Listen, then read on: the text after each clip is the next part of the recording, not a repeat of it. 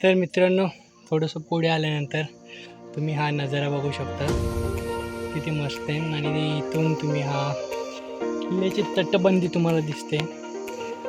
पुढे गेल्यावरती आपल्याला लागलेला आहे गणेश दरवाजा. गणेश दरवाजापासून पुढे गेल्यावरती आपल्याला महादेवाचे मंदिर लागले. महादेवाचे दर्शन घेतले. मंदिराच्या बाजूलाच 4 तोफा होत्या. त्याचबरोबर एक तोफ गोळा देखील होता आणि नंदी महाराजांच्या 2 मूर्त्या सुद्धा होत्या.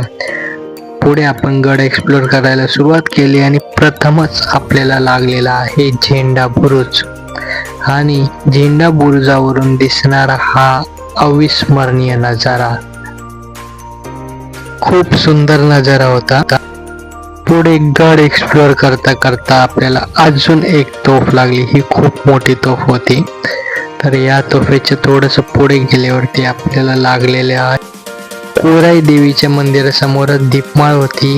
आणि सर्वात शेवटी हा नजारा आम्ही एक्सप्लोर केला. पूर्ण व्हिडिओ पाहण्यासाठी आपल्या YouTube चॅनलला जाऊन ते व्हिडिओ पहा आणि सबस्क्राईब करायला विसरू नका.